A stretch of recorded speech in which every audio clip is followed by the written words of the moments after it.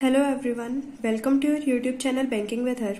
इस वीडियो में मैं आपके साथ आरआरबी पीओ और आरआरबी क्लर्क की प्रिपरेशन स्ट्रेटेजी डिस्कस करूंगी। इस वीडियो में मैंने कंप्यूटर के सोर्सेज को डिस्कस नहीं किया है क्योंकि अभी आपको अपना ज़्यादा फोकस रीजनिंग और क्वांट पे रखना चाहिए। कंप्यूटर की प्रिपरेशन आप जुलाई मंथ से स्टार्ट कर सकते हैं, इसलिए कंप्यूटर के सोर्सेज को मैं दूसरी वीडियो में डिस्कस करूंगी। बहुत सारे स्टूडेंट के मन में ये डाउट होता है कि हम अगर आज से अपनी प्रिपरेशन स्टार्ट करते हैं तो हम क्वालिफाई कर पाएंगे या नहीं कर पाएंगे। देखिए, अभी भी आपके पास सफिशिएंट टाइम है, अराउंड 56 to 60 डेज आपके पास है। अगर आप एक प्रॉपर स्ट्रेटेजी के साथ सही प्रिपरेशन करते हैं तो आप प्री और मेंस दोनों क्वालिफाई कर सकते हैं। बस आपको जरूरत है एक प्रॉपर टाइम टेबल के साथ पढ़ने की। So let's start the video now.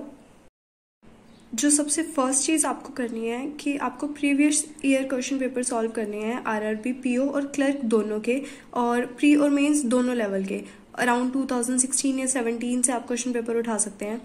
इससे फ़ायदा ये होगा कि आपको पता चलेगा कि किस लेवल के क्वेश्चन आते हैं, प्री में भी और मेंस में भी, और दूसरा कि आपकी प्रिपरेशन उस लेवल पे है या नहीं है। तो सबसे पहले आज आपको यही करना है कि प्रीवियस ईयर क्वेश्चन सॉल्व करने हैं। अब हम डिस्कस करते हैं क्वांट की स्ट्रेटेजी पे। क्वांट में आपके ये कुछ डेली टारगेट्स हैं। सिंप्लीफिकेशन के 20 क्वेश्चन आपको करने हैं, क्वाड्रेटिक इक्वेशन के 10 क्वेश्चन, सीरीज रोंग और मिसिंग 5 क्वेश्चन दोनों के, और प्री लेवल डीआई आपको 3 करनी है और मेंस लेवल डीआई भी 3 करनी है डेली। अब सिंप्लीफिकेशन के जो 20 क्वेश्चन है ना, इनको आपको करने में मैक्सिमम 10 मिनट लगने चाहिए। अगर इससे कम टाइम लग रहा है तो वेल एंड गुड, और अगर ज़्यादा टाइम लग रहा है तो आपको वो टाइम कम करना होगा, मतलब आपको ज़्यादा प्रैक्टिस करनी होगी और टाइमर के साथ इनको सॉल्व करना है। ऐसे ही क्वाड्रेटिक इक्वेशन के क्वेश्चन करते टाइम पे आपको टाइमर यूज़ करना है, और ये 10 इक्वेशन आपकी 5 मिनट, मैक्सिमम 5 मिनट में सॉल्व हो जानी चाहिए। सीरीज़ के 5 क्वेश्चन आपको मैक्सिमम टू मैक्सिमम 3 मिनट्स में कवर करने हैं, और ऐसे ही मिसिंग सीरीज़ के भी। प्री लेवल डीआई, एक प्री लेवल डीआई में ना आपको 2 से 2.5 मिनट का टाइम लगना चाहिए, उससे ज़्यादा नहीं। और जो मेंस लेवल, अगर एक मॉडरेट लेवल आप डीआई उठाते हैं तो अप्रॉक्स 5 to 6 मिनट एक डीआई में आपको लगने चाहिए। अब बात करते हैं अर्थमेटिक की। कोई भी टॉपिक उठाइए अर्थमेटिक का और उसको 2 दिन दीजिए। अगर आपका बेसिक क्लियर नहीं है तो पहला दिन बेसिक को डिवोट करिए और दूसरा दिन प्रैक्टिस को, और अगर बेसिक क्लियर है तो दोनों दिन प्रैक्टिस करनी है आपको। फिर 2 दिन बाद आप दूसरा कोई टॉपिक उठाइए, उसको 2 दिन दीजिए, और ऐसे ही फिर तीसरा टॉपिक उठाइए और उसको 2 दिन दीजिए। फिर जब 6 दिन हो जाए ना, तो 7वें दिन आपको क्या करना है, इन 3 टॉपिक के मिक्स क्वेश्चन सॉल्व करने हैं, मॉडरेट टू हाई लेवल के, इजी लेवल के नहीं, ताकि इन 6 दिनों में आपके ये 3 टॉपिक बहुत अच्छे से कवर हो जाए और 7वें दिन आपकी बहुत अच्छे से उनकी रिवीजन हो जाए। अर्थमेटिक पे आपको अभी ही ध्यान देना होगा क्योंकि प्री के बाद प्री और मेंस के बीच में जो गैप आता है, उन दिनों में आप अर्थमेटिक को स्ट्रॉन्ग नहीं कर सकते हैं, और उस टाइम पे आपको जीके और कंप्यूटर पे ज़्यादा फोकस रखना पड़ेगा। तो बेटर है कि अभी टाइम है आपके पास, अराउंड 56 to 60 डेज तो आपके पास आराम से है, और इनमें आप अर्थमेटिक बहुत अच्छे से क्लियर कर सकते हैं अगर कंसिस्टेंट रह के आप पढ़ाई करेंगे तो। अब बात करते हैं रीजनिंग के बारे में। रीजनिंग में आपको प्री लेवल जो पज़ल है वो 5 करनी है और मेंस लेवल पज़ल 3 करनी है डेली, और इसके साथ आपको क्रिटिकल रीजनिंग करनी है। यूट्यूब पे एक चैनल है, मेरिट शाइन चैनल, और वहाँ वो सर क्रिटिकल रीजनिंग करवाते हैं और बहुत अच्छे करवाते हैं, सीरीज़ है उनकी पूरी। और अगर आपको कोई और टीचर पसंद है, किसी और टीचर का आपको समझ में आता है तो वहाँ से कर सकते हैं। प्री लेवल की जो एक पज़ल है उसमें आपको मैक्सिमम 2 से 2.5 मिनट लग सकते हैं। इससे ज़्यादा टाइम अगर लग रहा है तो आपको अपनी स्पीड को इंक्रीज़ करने की ज़रूरत है। और मेंस लेवल एक पज़ल आप अप्रॉक्स 4 to 5 मिनट्स में सॉल्व हो जानी चाहिए आपकी। जब ये पज़ल आप करेंगे ना, तो आपको विद टाइमर इनको सॉल्व करना है ताकि आपकी स्पीड भी इंक्रीज़ हो।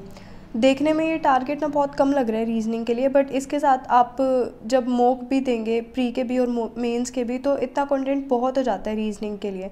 बस आपको ध्यान ये रखना है कि आप जब भी क्वेश्चन सॉल्व करें तो टाइमर लगा के ही करें ताकि आपकी स्पीड इंक्रीज़ हो, क्योंकि आरआरबी के एग्ज़ाम में ना क्वेश्चन के लेवल डिफ़िकल्ट नहीं होता, बट स्पीड बहुत मैटर करती है।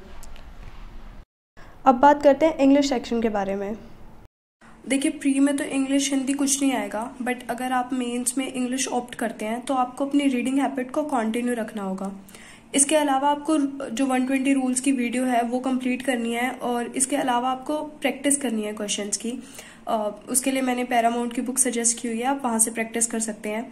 थर्ड आपको क्या करना है, आपको सेक्शनल देना है ऑल्टरनेट बेसिस पे, ऑल्टरनेट डेज पे। मान लीजिए आज कोई सेक्शनल दे रहे हैं तो कल नहीं देना, परसों देना है। और अगर आपको इंग्लिश में स्कोर इम्प्रूव करने के लिए डिटेल वीडियो देखनी है तो मैंने वो बनाई हुई है और उसका लिंक मैंने डिस्क्रिप्शन में दिया है, आप वहां से देख सकते हैं। अब बात करते हैं जीके के बारे में। जीके के लिए आपको डेली 1 से 1.5 घंटा देना है और आपको मई मंथ से स्टार्ट करना है, यानी कि जो लास्ट मंथ था मई, वहां से। और हफ्ते में 6 दिन आपको जीके पढ़नी है और 7वें दिन आपको रिवीजन करनी है उस पूरे वीक की। देखिए आजकल ना जो करंट अफेयर्स आ रहे हैं वो बहुत ज्यादा पीछे के मंथ्स के नहीं आ रहे कि कोई 8-9 महीने पहले का कुछ हमसे पूछ लिया हो, वो रिसेंट मंथ के ही पूछते हैं, रिसेंट के 3 या 4 महीने के, बट वो डीप में पूछते हैं। कई बार ऐसा होता है कि कुछ चीजें हमने क्वेश्चन में पढ़ी है, उनको इग्नोर कर दिया कि ये तो क्वेश्चन में गिवन ही है ना, बट एग्जाम में वही चीज हमसे पूछ लेते हैं। तो डीप में पढ़ना जरूरी है। आप 5 मंथ का कवर करें, बट बहुत अच्छे से कवर करें।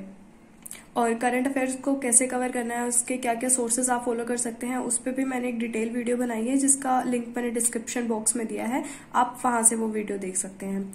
अब हम बात करते हैं कि हमें मॉक टेस्ट कैसे देने हैं। फर्स्ट वीक जो होगा आपका 8 to 14 जून, उसमें आपको 4 प्री के मॉक देने हैं और 2 मेंस के मॉक देने हैं। उसके बाद जो नेक्स्ट वीक आएगा उसमें आपको 3 मेन के मॉक देने हैं और 3 प्री के। इससे आपका डबल बेनिफिट होगा, आपकी प्री और मेंस की ना प्रिपरेशन साथ में चलेगी और दूसरा एक मेंटल सेटिस्फेक्शन होगा कि हमें प्री लेवल भी आता है और मेंस लेवल भी हम साथ में कवर कर रहे हैं। और इन मॉक्स को आपको बहुत अच्छे से एनालाइज करना है। जैसे अगर आपने कोई क्वेश्चन ठीक भी किया है तो आपको ये देखना है कि वो आपने कितने टाइम में ठीक किया। अगर आपको ये वीडियो हेल्पफुल लगा, please share and subscribe the channel for more helpful videos. Thank you.